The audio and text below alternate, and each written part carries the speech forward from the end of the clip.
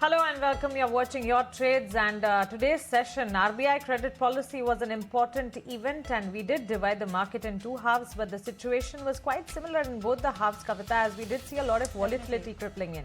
Absolutely, and the market ending its day on a muted note where the broader indices loses much more steam, especially the small caps closing down more than 1% as compared to the mid caps, but then definitely the Nifty ends below 24,600.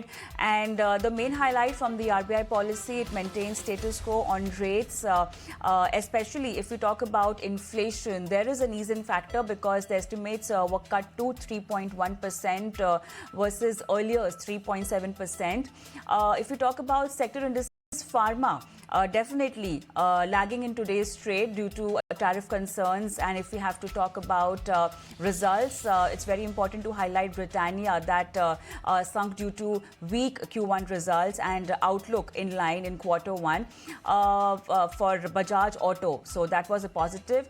Also, for Bajaj Auto domestic EV sales and healthy Q1, if we talk about Titan, was seen in today's trade. So these were the top trades and news that were overall the market today, Mansi. And so as the way we started, I think the Nifty definitely ended below 24,600, and Nifty PSU was the only area or only sector where we saw buying coming in the second half of this session especially. That's right, Kavita. In fact, India VIX also did rise around 2.5%, which was a concern in itself.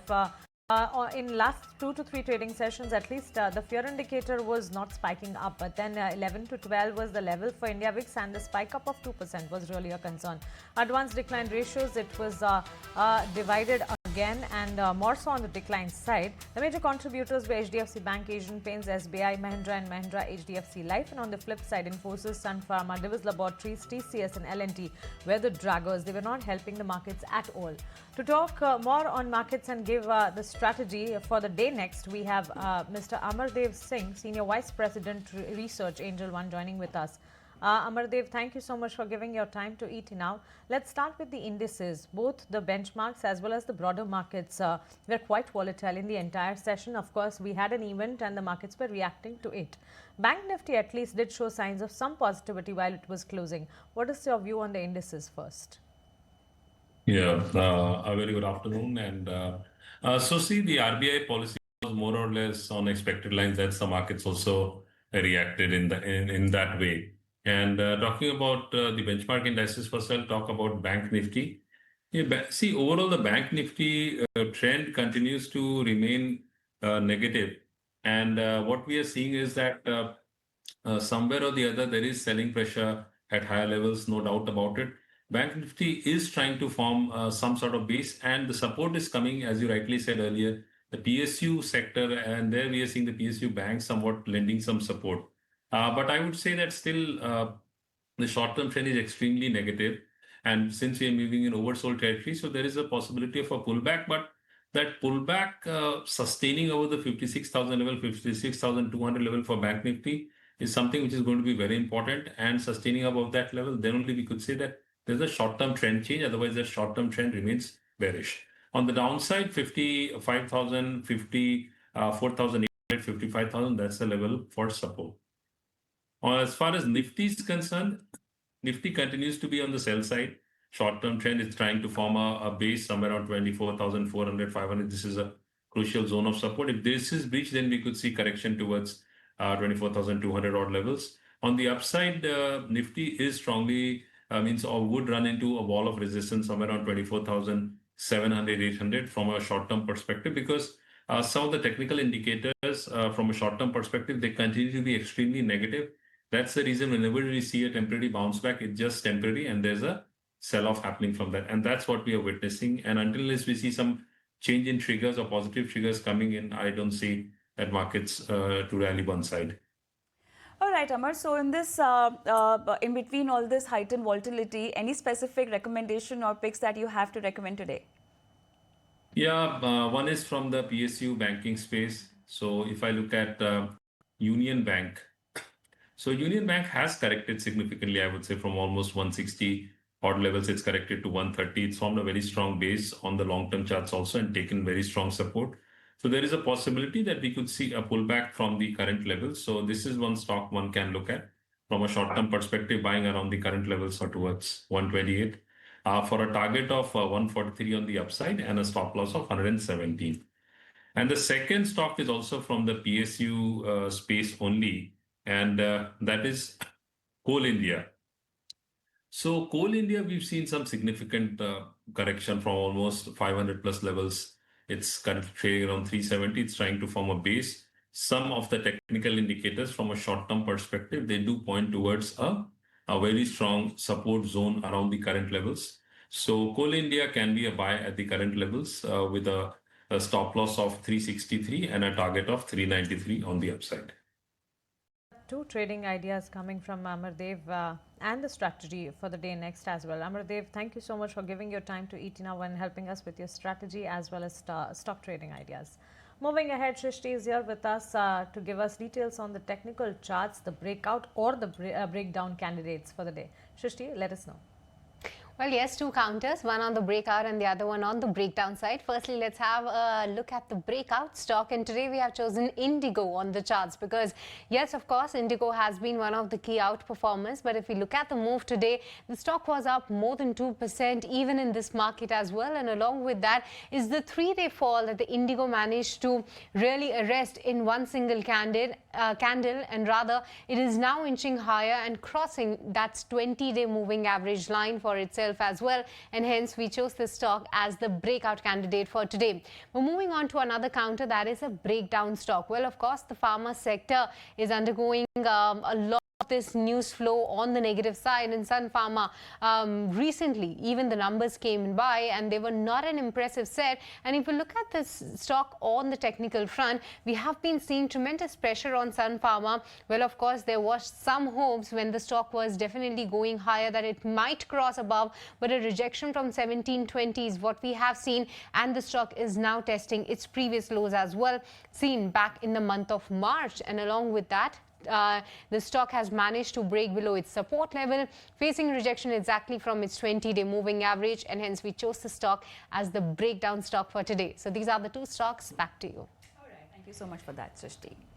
But then moving on, RBI's Monetary Policy Committee unanimously voted to hold the key rates at 5.5%, and they also maintained their neutral stance when it comes to inflation for the full year. They lowered the estimates to 3.1% from the earlier predicted 3.7%. Additionally, Governor Sanjay Malhotra said CPI inflation is likely to edge up in Q4 of this year and beyond. That core inflation should remain moderately above 4%. The RBI also keeps the GDP estimates for FY26 unchanged at 6.5%. We spoke to the experts on the outcome of monetary policy. Listen in. Even though growth needs to be supported, credit growth is not yet fully and the robust term that we would be expecting. But still, they wanted to be cautious because inflation will be trudging up in the Q4 and the Q1 of next fiscal. That's why the cautionary note. That's why the pause as of now. That's the right way, because that is what the neutral stance indicates. That the neutral stance indicates that the MPC's readiness to move either way. Global uncertainties, these tariff issues are also negative for growth, but they're likely to soften our inflation more. If you cannot export, that amount is available internally to damp prices. So overall, the prospects seem to be that we will see growth softening and inflation also softening over the next few months. And if that happens, then I think they will definitely cut the repo rate in October. The deposit rate, fixed deposit rates, they take time for the banks, and banks have to also protect their name. So I think the numbers which RBI governor has stated about the transmission, I'm not expecting that in any significant manner that position is likely to change. The repo rate link, they get adjusted immediately. Within 2-3 days, the rates are changed. The rest of their fixed rate loan, the rate of interest will change only there is a reset date. So experts' views and comments coming after the RBI credit policy. Moving ahead, Britannia did sulk after a weak first quarter. Profit growth remained muted while margins declined on year. Snehi is here to take us through the highlights of the same. Snehi, the Britannia numbers and the stock also did move towards the downtrend after the quarterly earnings. Well, yes, if you take a look at Britannia's Q1 FY26 earnings, all in all, a weak set of numbers coming in from this FMCG major. The stock was also tanking in trade on the back of its results and even more on the back of its con-call commentary. First, if you take a look at the results, revenue in line with our estimates at 4,622 crores, but it's a miss coming in on EBITDA, PAT and EBITDA margins. In fact, the margins have dipped quite a lot at 16.4% compared to 17.7% on a year-on-year basis. No volume has been mentioned in the presentation, but brokerages are pegging this volume growth to be anywhere between 2%, that's Nomura's estimate, to 4%, that's Macquarie's estimate in on the volumes. Now the stock appreciation rise, which is the SAR, it weighed on EBITDA because the employee cost on the back of this was up 47% on a sequential basis. So that is something that has weighed on the overall earnings this time around. Overall market share has remained flattish is what the company has said. So this is also something that has weighed on the stock performance.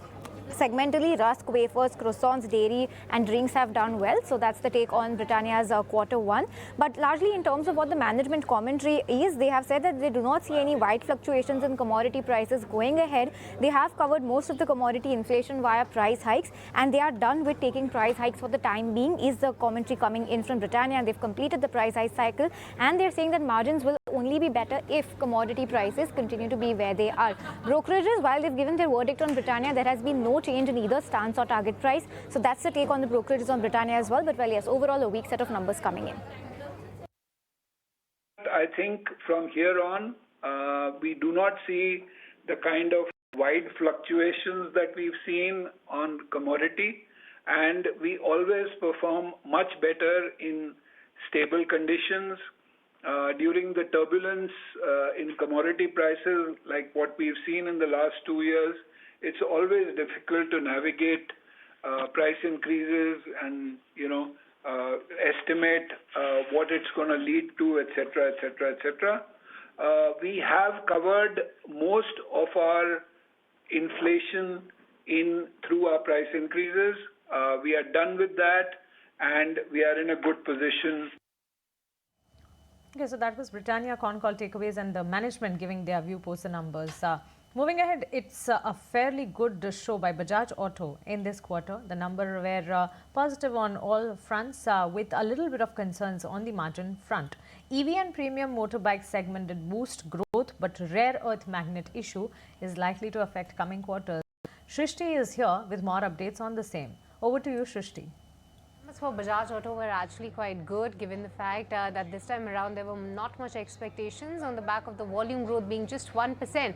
But specifically on the margin front, the company did deliver better than what the street was penciling in, because 19.3% was our expectation and 19.7% is what the company delivered on the EBITDA margin front. But if we look at some of the other things coming in, especially with respect to the commentary from management, they are highlighting that it's the export, premium motorcycles, CVs and that really led to this double-digit kind of a growth. Along with that, the company was also witnessing the improved mix and operating leverage that actually helped their margins overall, while there was some bit of an impact because of the lower dollar realization during this particular quarter. Along with that, it's EVs that has contributed significantly and more than 20% contribution to the domestic revenues compared to that early teen same time last year. And the company is also witnessing the first instances where there is a supply disruption with respect to the shortage of the rare earth magnet. But along with that, the company is also saying that KTM, Triumph, they are doing very well in the domestic market, while the quarterly export revenue has hit a historical peak is what they are highlighting. So all in all, the commentary and the internals are looking good for Bajaj Auto, as well as if you look at the margin number, that was actually a tad bit better than what the street was penciling in. Back to you. Better than expected numbers from Bajaj Auto coming in.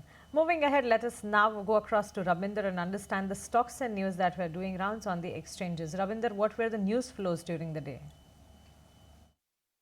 Well, yes, Godrej Agrovet were in focus in today's trading session, where company has announced the Q1 number, and company reported a revenue at rupees 2,614 crore, which was up by more than 11% year-on-year basis. And if we talk about net profit, then net profit also saw a good uptick of more than 13% year-on-year. And margin saw an uptick of 70 basis point year-on-year basis at 10.3% as compared to 9.6%. So back of this good set of number in Q1, Godrej Agrovet is in focus. Apart from this, IRCTC were also in focus in today's trading session, where company has got in principle approval from the RBI to operate as an online payment aggregator.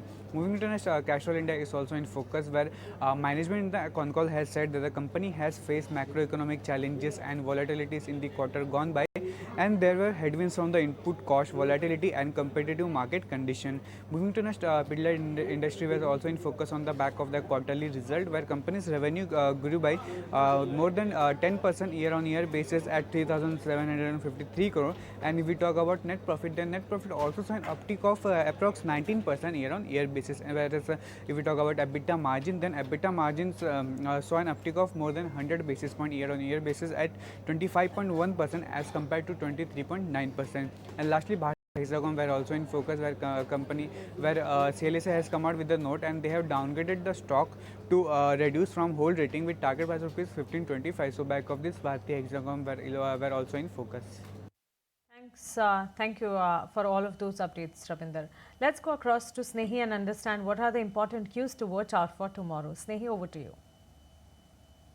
Well, yes, lots of cues to watch out for after the policy announcement today, which was largely a non-event for the markets. The next big trigger is going to be the weekly Nifty expiry, so all eyes are going to be on that back home. But globally, you have some macro indicators in terms of initial jobless claims and wholesale inventories from the US, the Bank of England rate decision from the UK, so this is going to be another important central bank action to be tracking.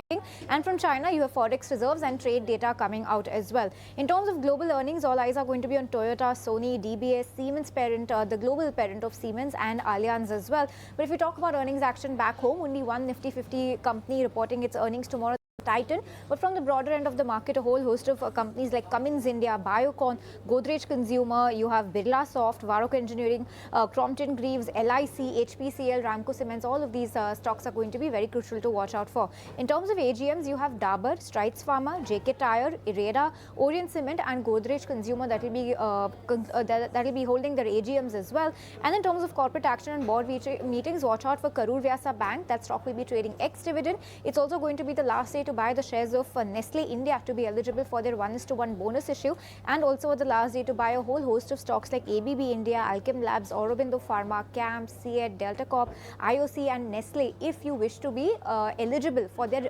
dividend record date. And lastly, in terms of other events, some important commentary to track from overseas. Bank of England Governor Andrew Bailey is going to be speaking, so that's going to be important to watch out for after the rate outcome. Atlanta Fed President Raphael Bostic is all set to speak. Another important commentary to track given all that is happening in the US in terms of tariffs, and ECB Governing Council member Oli Rehn will also be speaking. So keep a close eye on all of these commentaries as well as all of these cues to track very closely. Right. Thank you so much, Snehi, for all of those cues and triggers to watch out for. With that, it's a wrap on this edition of Your Trades. It's a goodbye from me, but there's a lot lined up on ET Now for you, so you stay tuned. Thank you so much.